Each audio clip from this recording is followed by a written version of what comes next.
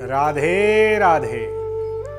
जीवन में मानव ने जितनी चीजें बनाई हैं बहुत ही विनाशकारी है, और मेरे गोविंद ने जितनी चीजें बनाई हैं सभी बहुत अच्छी हैं। अब आप सोचोगे आज गुरुजी ने ये कौन सा टॉपिक छेड़ दिया।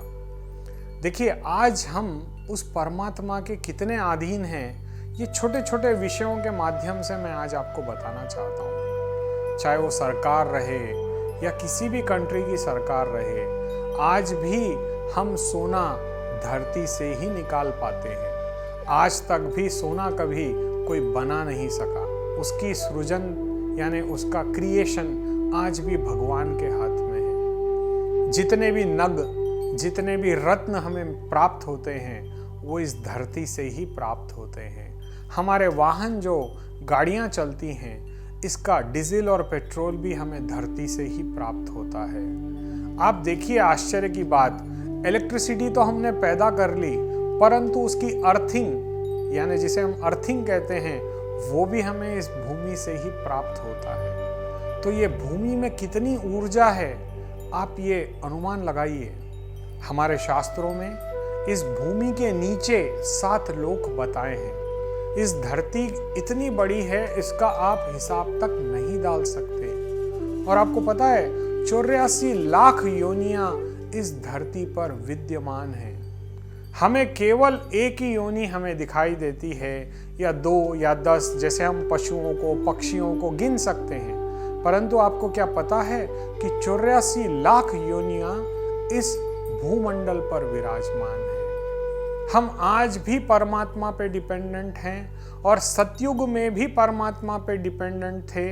कलयुग में भी हम परमात्मा पर ही निर्भर डिपेंड हैं। ये हमें सोचना होगा। परंतु हम क्या सोचते हैं कि हम धन को अर्जित कर रहे हैं। एक व्यक्ति से एक बार मुलाकात हुई, उसके पास अपार धन दौलत थी, परंतु कोई संतान नहीं थी, और वो उस धन का रक्षक बनकर बैठा हुआ था। उसने उस धन का कभी उपयोग नहीं किया। ये एक छोटी सी कथा है। होता यह है कि जब आपके पुण्यार्जन होते हैं, पता नहीं किस जन्म के संचित पुण्य होते हैं, आपका जन्म मान लीजिए प्रधानमंत्री जी के घर हो गया, या होम मिनिस्टर जी के घर हो गया, या किसी बड़े महाराज के घर आपका जन्म होता है, तो आपका बचपने से लालन पालन, जैसे बोलते हैं ना, born in a golden spoon या born with a diamond spoon, आपका जन्म होता है। परंतु कुछ समय के बाद परिस्थितियां बदलती हैं और वो व्यक्ति का धन समाप्त हो जाता है। तो जो सुख सुविधाएं उसने देखी थी वो समाप्त होने का कारण क्या है? तब उस समय उसका परिचय कुछ ज्योतिष लोगों से हो जाता है। वो बोलते हैं ग्रहों की वजह से ये हुआ है। वो ये भूल जाता है कि ग्रहों की वजह से ऐसा क्यों हुआ, क्योंकि वो भक्ति में नहीं था। आज आप किसी भी ज्योतिष के पास जाइए, वो आपकी कुंडली देखेगा या हस्तरेखा देखेगा, और देखने के बाद आप उनसे कोई भी सवाल पूछिए, वो बहुत अच्छी तरह इस शास्त्र से आपको अवगत कराएंगे। जब भगवान कृष्ण का जन्म हुआ था, तब गर्गाचार्य जी ने भगवान कृष्ण के होने वाले कर्मों को नंदलाल जी को बताया था कि हे नंदलाल जी, आपका पुत्र कृष्ण वर्ण में पैदा हुआ है, इसके ये संस्कार रहेंगे, इसमें इतनी प्रकार की कलाएं हैं। ये ज्योतिष शास्त्र से जाना गया था, परंतु ज्योतिष शास्त्र से बदला कुछ नहीं जा सकता। बदला केवल भक्ति से जा सकता है। आज के युग में लोग टोने टोटकों में लगे हैं कि कुछ ऐसा कर दे हमें धन मिल जाएगा, कुछ वैसा कर दे हमें धन मिल जाएगा, कुछ ऐसा हो जाएगा तो हम ऐसा कर लेंगे। ये सारा ढोंग है, पाखंड है। हमको करना क्या है? परमात्मा में अपने मन को लगाना है। और हम क्या करते हैं? साधनों में अपने मन को लगाते हैं। आज यदि हम इस नव युग, जैसे जैसे आजकल के यंगस्टर्स होते हैं, यदि हम उनको बोलें कि आप भजन सुनो, भगवान का कीर्तन करो, तो उनका मन उसमें नहीं लगता। परंतु वही समय यदि आप वेस्टर्न म्यूजिक प्ले करोगे तो उनको बहुत आनंद आता है। वो घंटों बैठ के उस फालतू के संगीत को सुनते हैं जो उनके जीवन में कोई काम का नहीं है। आज के युग में हम किसी के पास बैठ करके गप मारते हैं, इसके बारे में उसके बारे में चर्चा करने के लिए हमारे पास समय है। क्या हमारे पास परमात्मा के लिए थोड़ा समय है या नहीं है?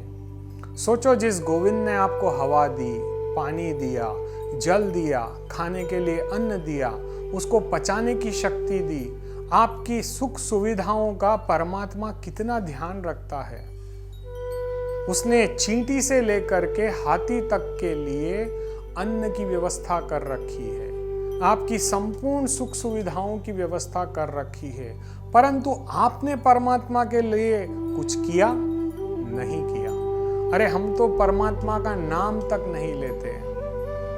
कई लोग मुझसे कहते हैं कि हम बहुत पूजा पाठ करते हैं फिर भी हम दुखी हैं। अरे अपने दुख का कारण तो जानो, क्यों दुखी हो, किस कारण से तुम्हें दुख का सामना करना पड़ रहा है।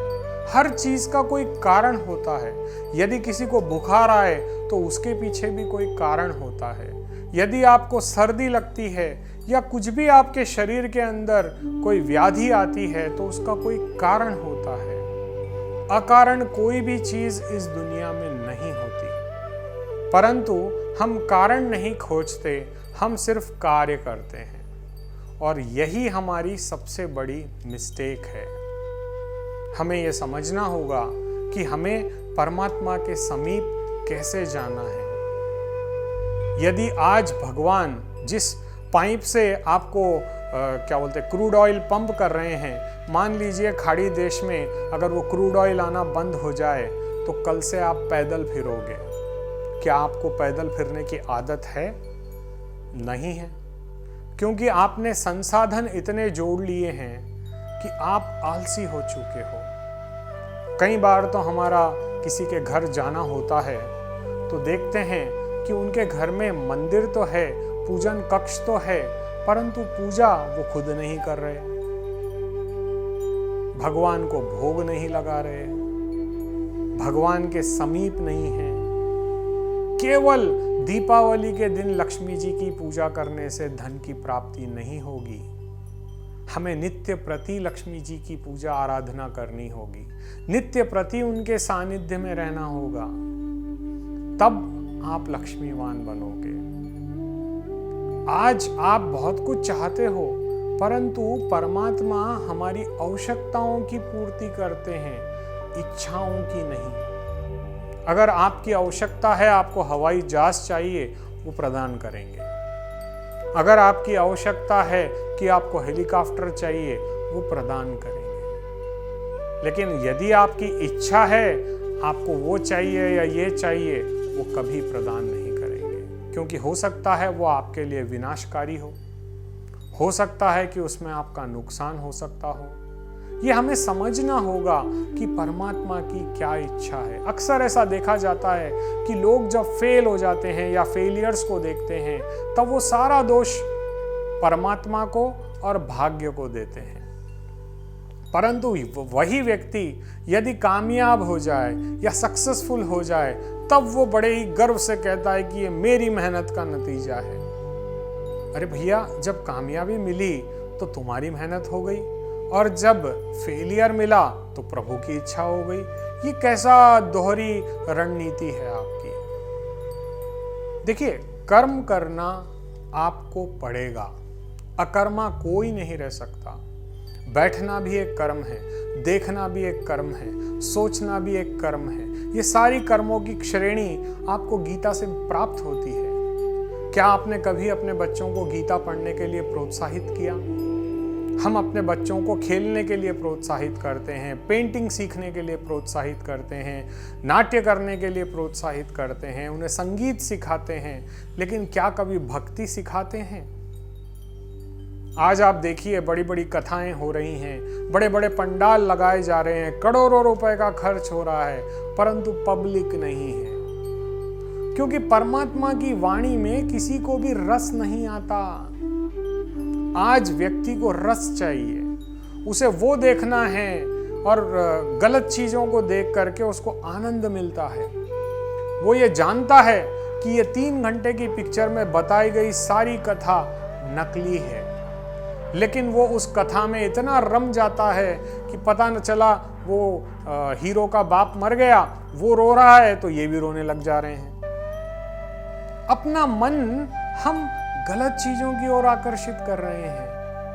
यदि उसी 3 घंटे को आप भागवत पढ़ें, रामायण पढ़ें, अपने घर में भागवत गीता का पाठ करें, भगवान का संकीर्तन करें, अरे ये तो सब फालतू की चीजें हैं, कौन करेगा ये सब तो बेकार है। इससे क्या होता है? या इससे कुछ नहीं होता।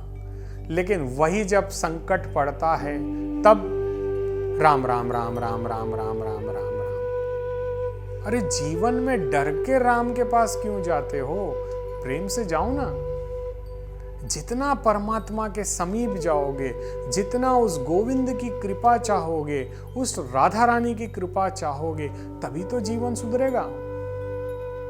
जीवन में एक लक्ष्य बना लो कि सुबह उठे, परमात्मा का नाम लिए, दिन भर अपना काम किए। इसकी एक छोटी सी कथा मैं आपको आज सुनाता हूं, नारद जी की। नारद जी को बड़ा ही गुमान हो गया कि बहुत बड़े भक्त हूं, और मेरे जैसा भक्त कोई है नहीं, क्योंकि मैं 24 घंटे भगवान नारायण का नाम लेता हूं। और भगवान नारायण एक ऐसे हैं कि वो अपने भक्तों को कभी गर्व, अगर कभी गलती से भी अहंकार हो जाए तो उसका नाश कर देते हैं। तो उन्होंने तत्काल स्मरण किया और नारद उपस्थित हो गए। अब नारद जी को बताया कि ये लो नारद, ये पात्र, इसके अंदर की एक बूंद भी यदि नीचे गिर जाएगी तो प्रलय आ जाएगा। तो तुम्हें इस बात का विशेष ध्यान रखना है, क्योंकि तुम्हारे जैसा परम भक्त मेरा कोई नहीं है। भगवान ने उसको चढ़ा दिया कि तुम्हारे जैसा भक्त नहीं है, और तुम ही हो जो इस कार्य को संपन्न कर सकते हो। नारद जी भी फूले ना समाये। उन्होंने सोचा, अरे आज तो मैं भगवान के काम आ रहा हूं, और बड़े ही गर्व से उन्होंने उस पात्र को ले लिया। तब भगवान गोविंद ने कहा कि हे नारद, इस पात्र को लेकर के तुम त्रिलोकी के 3 चक्कर लगाओ, और इस बात का विशेष ध्यान रखना कि इसकी एक बूंद भी धरती पर या आकाश में ना गिर पाए। अब नारद जी बड़ी ही सावधानी से उस पात्र को लेकर तीनों लोगों की प्रदक्षिणा करने लग गए। और जैसे ही वो प्रदक्षिणा कर कर आए, बोले, हे गोविंद, मैंने आपके कथन अनुसार कार्य किया है। तब भगवान ने कहा, वो पात्र वहां रख दीजिए, और नारद जी को लेकर के वो इस पृथ्वी लोक पर आ गए। पृथ्वी लोक पर आने के बाद उन्होंने किसान के घर अदृश्य रूप से, अब नारद जी और नारायण उस किसान को देख रहे हैं। किसान सुबह प्रातः काल उठता है, भगवान का धन्यवाद करता है और अपनी दिनचर्या प्रारंभ कर देता है। इसके बाद वो अपने खेत जाता है, सुबह खेती में काम करता है, काम करते हुए भी नारायण का नाम लेता है, खाना खाते हुए भी नारायण का नाम लेता है, कुछ विचार करते हुए भी नारायण का नाम लेता है। यानी सुबह से लेकर के शाम तक भगवान ने उनको अदृश्य रूप से ये दिखाया कि वो भगवान का नाम ले रहा है। तब नारद जी को अपनी भूल का एहसास होता है कि मैं कहाँ गलती कर गया। तब उन्होंने विचार किया, नारद जी ने, कि जब मैं त्रिलोकी की परिक्रमा कर रहा था, मैंने एक बार भी प्रभु का नाम नहीं लिया।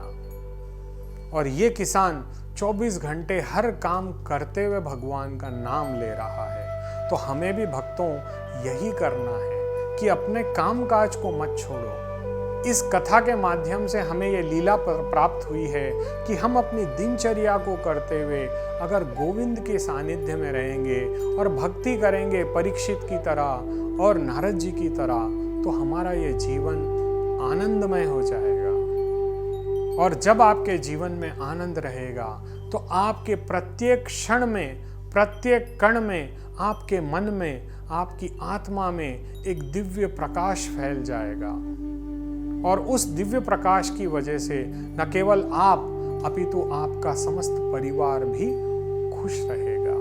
तो एक बार परीक्षित जी के तरह और नारद जी की तरह आप भी भक्ति कर देखिए, भक्ति के मार्ग का अनुसरण करके देखिए, अपने बच्चों को उस भक्ति मार्ग पर लाइए। आपका जीवन यदि पुनीत ना हो तो आप बताइएगा। आज हमारे परिवार में भक्ति की कमी है।